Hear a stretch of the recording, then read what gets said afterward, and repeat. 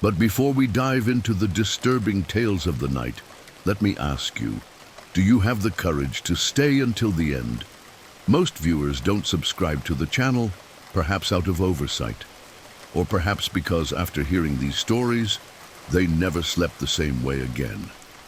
If you think you can handle it, click subscribe now. My name is Lucas. I'm 50 years old now, and what I'm about to tell you still haunts me to this day. It all started 7 years ago when we decided to put my father in a nursing home in Boulder, Colorado. My mother's death had left him broken, both emotionally and physically, and between my job, my young daughter, and life moving at 1,000,000 miles an hour, I could no longer give him the care he deserved. He didn't complain. On the contrary, he said he understood that maybe it would be good for him to be around other people his age. The facility was cozy, well maintained, and the staff seemed patient. But as the months went by, something started to change. Every time I visited him, he was quieter. When he did speak, it was about strange things, disconnected stories, delusions that, at first glance, seemed like just that, delusions, but it didn't fit with my father. He always had a sharp mind, even with age. One Sunday afternoon, I took him for coffee outside, and in the middle of the conversation, he suddenly got serious, looked around, and said, "She's here again, son." "Who's here, Dad?" "The nurse, the one who doesn't touch the ground." I laughed. I thought he was joking, but he didn't laugh along. On the contrary, his eyes were wide in a way that bothered me. "She only appears at night. She's thin, almost transparent. She wears an old uniform, from the 50s, I think. When someone sees her, 2 days later, they die." I was silent for a few seconds. I tried to say it was just superstition. Old people stuff, you know, the mind plays tricks. But he grabbed my wrist tightly. "Get me out of here." At that moment, my heart sank. He had never asked me for that. Never. Even so, I spoke with the nursing home administration. They denied any incidents. They said the nurse legend was already old among the residents, a kind of unconscious metaphor for the fear of death. I went home that night with a knot in my chest, and 2 days later, my father died. They said it was a heart attack while he was sleeping, peaceful, without pain. But to this day, I remember his look, his voice, his despair. Was it just a coincidence, or did he see her? After my father's funeral, I spent weeks trying to forget what he had said in that last conversation, but I couldn't. The image of that nurse floating through the corridors of the nursing home haunted me in the early hours. I started having strange dreams. In one of them, I was standing in his room in the nursing home, but I couldn't see anything. I just heard a faint breath coming from some dark corner. When I woke up, my heart was always racing. At the end of November of that year, I decided to go back to the nursing home. This time, not as a visitor. I offered to volunteer. I wanted to know the truth. I needed to see with my own eyes what my father saw, or, at the very least, understand what was happening in that place. I was accepted. I started on the night shift. The first few weeks were normal. I took care of the residents, cleaned corridors, brought blankets. But little by little, I noticed something. Every time someone talked about seeing the nurse, and yes, they did talk to nights later, one of the residents would pass away. They weren't collective outbursts. They were whispers, confessions, stories told in a low voice, almost afraid of waking something dormant. A man named Harold pulled me by the arm one day and said, "She came to my room yesterday, said I was next." He died 2 days later. respiratory arrest. A woman named Ms. Langdon reported seeing a white figure at the end of the corridor, staring. 2 days later, she fell out of her wheelchair alone and hit her head. She didn't survive. I started writing everything down. The dates, the reports, the faces. It was like a curse. And there was a pattern that never failed. Then, one December night, I saw her. It was around 3:10 a.m. I was on the second floor, turning off the lights in the corridors, when I sensed a presence. At the end of the corridor, she was there, tall, too thin. The old white uniform seemed almost glued to her body. The skin, pale as if it had been dipped in flour. And the most horrible thing, she had no legs. She floated slowly, as if sliding in the air. The face, I can't remember. It was as if my mind refused to register it. I stood still, frozen. I couldn't scream or run. She turned. She looked at me. I don't know how, but I felt like she looked at me. And without moving her lips, I heard, "It's not your time yet." And she disappeared. I fainted right there.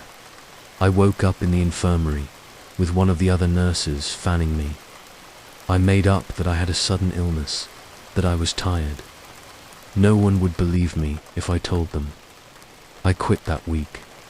I never went back to the nursing home, but to this day, sometimes, in the dark, I swear I hear the soft sound of rubber shoes sliding on the floor. And when I look at the empty corridor of my house, I wonder if the nurse is still waiting for me. 2 days, always 2 days, and 1.5 have already passed. My name is Daniel. I'm 33 years old, and I've been working as a nursing assistant in a nursing home in rural Vermont since I was 24.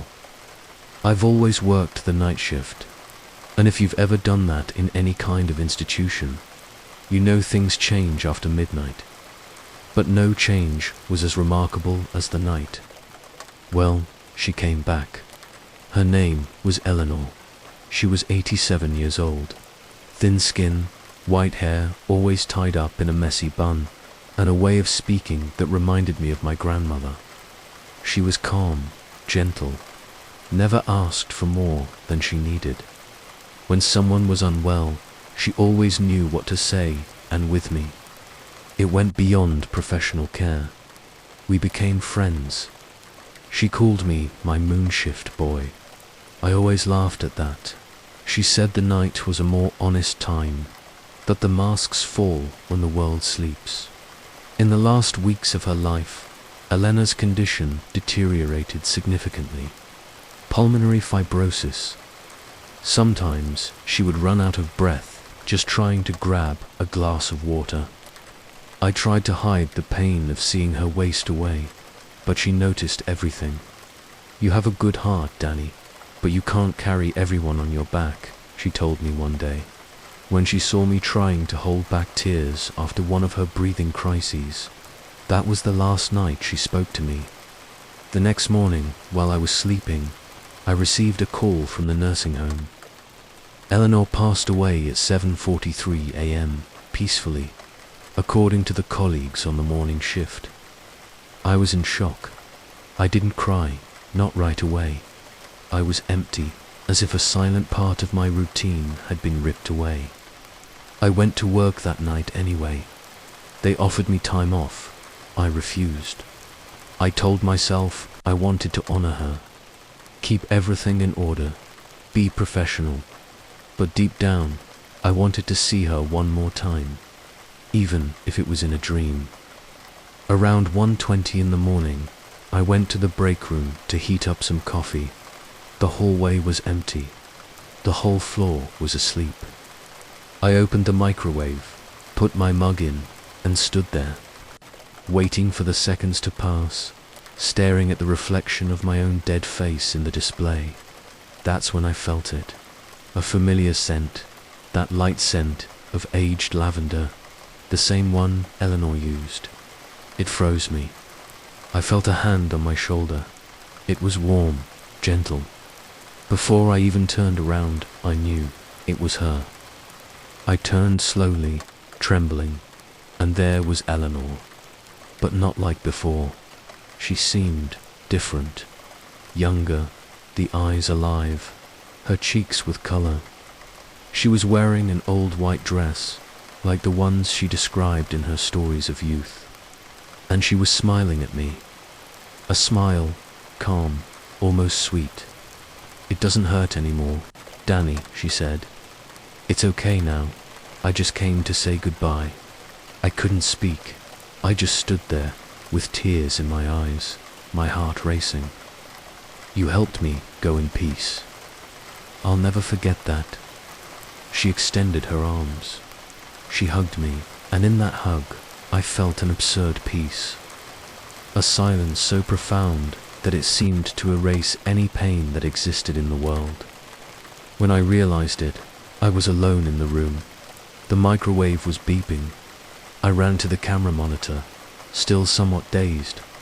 I reviewed the recording of the room, and there I was, talking to myself, laughing, crying, opening my arms to the emptiness. Eleanor wasn't there, at least not in the images, but I know what I experienced. She came, she said goodbye. And if you ever work in a nursing home, be alert in the early hours after someone special passes away. Some bonds are not cut so easily. After that, I spent a week thinking I was crazy. I even made an appointment with a psychiatrist, but I cancelled it. It wasn't a hallucination, not even stress. I know what I felt in that hug. Eleanor really came to say goodbye to me, but this story doesn't end there.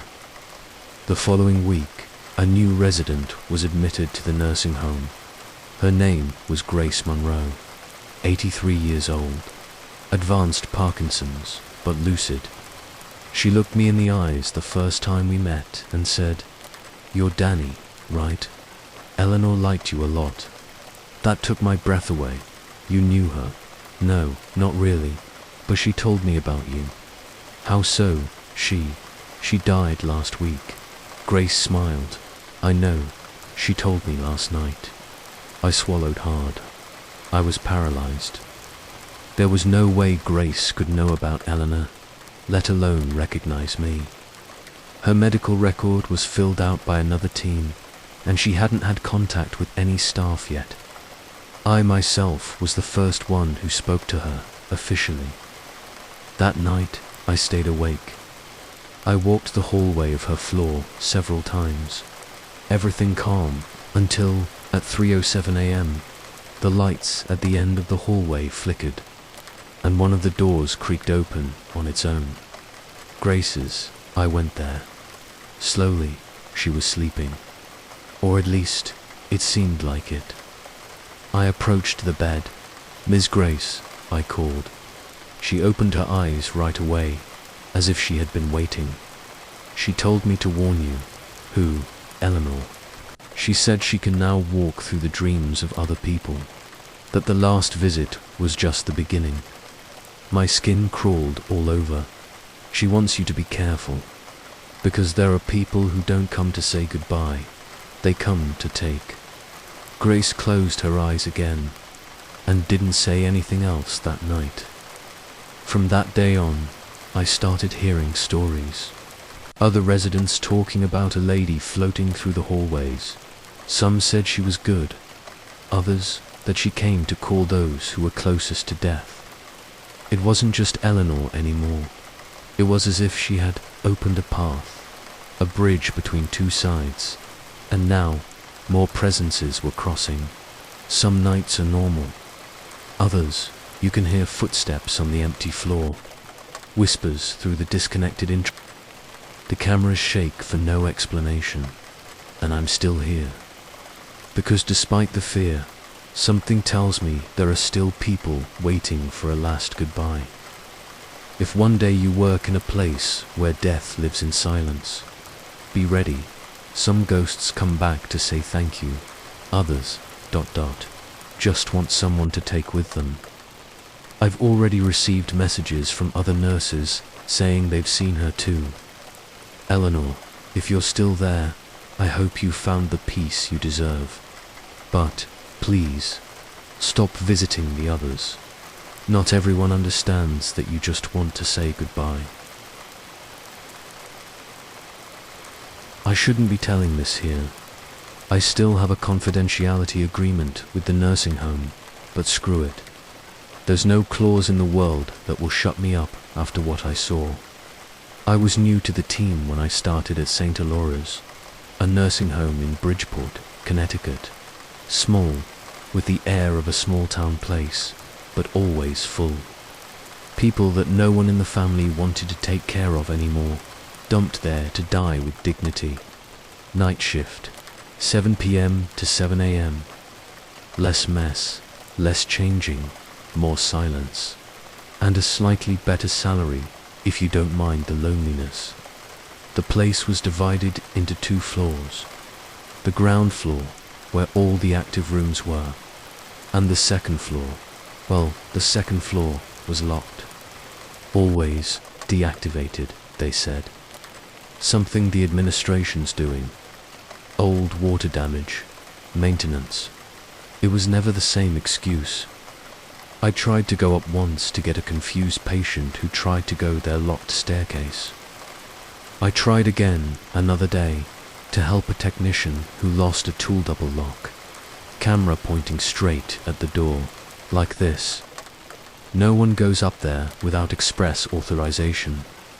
Of course, that only made me more curious. There was an old woman named Martha who told me something once. I was taking her to the break room when she stopped at the bottom of the stairs, looked up and muttered, "The weeping girl lives up there." What was that? I asked, thinking it was just her mind playing tricks. She cries every night, but we only hear it when we're not afraid. Martha already had mid-stage Alzheimer's, so I took it in stride. But the next night, I heard it. A thin sound, like a muffled cry coming from upstairs. It sounded distant, but constant. You could hear it between 3 a.m. and 4 a.m. I went to ask the security guard. "Probably old plumbing," he replied, dryly. But I noticed. He looked away when he said that. In the 3rd week, a new administrative employee arrived. Rachel, in her early 20s, way too excited. On her 2nd day, I had a chat with her during the lunch break, and she told me that she almost ended up on the upper floor. HR said they were going to reopen an old wing, but they cancelled at the last minute. Something about, I don't know, an old incident. I thought it was weird, but I accepted the other position. I froze. It was the first time anyone had openly said that that floor was closed because of something specific. In the same week, a patient tried to jump from the balcony. When we managed to stop him, he was screaming, "She's calling, she's knocking." I saw her with her head turned round. The psychologist attributed it to delirium. He was transferred to another psychiatric center, but I started to notice that the same pattern was repeating itself. Every resident who slept in room 112, the closest to the staircase to the 2nd floor, had crises during the early hours. One of them tore off his own toenail. Another had a heart attack out of nowhere. And they all said one thing in common. She's up there. On the night that everything changed, it was raining, and the power system failed for a few minutes. The cameras stopped. The emergency lights came on. And it was in that interval that I heard the lock on the staircase, ... unlock, clack. The dry sound echoed in the hallway. When I looked, the staircase door was ... ajar. For years, that place had been sealed. But now, ... it was calling me. The staircase door is open, all by itself, with no one around, and I am stupid enough to go up. It's not courage, it's stubbornness. That place had been calling to me for weeks. And now that it had opened on its own, it seemed like a direct invitation. So, with the flashlight of my cell phone shaking in my hand, I went. The sound of my footsteps echoing on the steps was like entering a place where time had stopped. The smell was of old mold mixed with something sweet and rotten. There's no other way to describe it. When I got to the top, I saw a narrow hallway, poorly lit by the flashing emergency lights. The doors were closed, except for one at the end of the hallway, slightly ajar. I swear I heard a sob coming from inside it. It was a human sound, real, but when I approached, I felt the air change. It got thicker, as if the atmosphere in that hallway was different, like a place out of time. I touched the door. I pushed it slowly. Inside the room, there was a rusty bed without a mattress, and sitting in the corner, as if waiting for me, was a woman, skin too white, sunken eyes, dressed in an old nurse's uniform, 50s maybe, only she had no legs. She floated slightly a few inches off the ground. "You shouldn't be here," she whispered, without moving her mouth. I froze. She raised her face, and that's when I saw her neck was crooked, as if it had been broken. And then she started coming towards me, slow, silent, without stepping on the floor. Behind me, the door slammed shut. I don't remember exactly what I did. I just know that I ran. I ran with everything I had, down the stairs, tripping on the steps. I only stopped when I reached the main hall. I stayed there until dawn, cold, sweating, unable to say anything. The next day, the staircase door was locked again, double lock, as if nothing had happened. I went to the supervisor and quit. Right away, she wasn't surprised. She just said, "You saw her, didn't you?" I left St. Elora that morning without looking back. Months later, I learned that the upper floor was completely closed off. No one ever entered again. They say one of the new nurses went up out of curiosity and freaked out. Said she appeared beside him in the bathroom mirror on the second floor and whispered his name 3 times. He had a breakdown. He's hospitalized to this day. I never set foot in another nursing home again, but I still dream of that woman, of that hallway, of the sound of the door unlocking on its own, and of the phrase she whispered before disappearing. When you hear, it's already too late. Guys, I know what you're going to say, that it was just a hallucination, that I was tired, etc. But there are things that can't be explained with logic. I saw the impossible on that floor. And if you ever hear a woman crying in the middle of the night, don't follow the sound, please.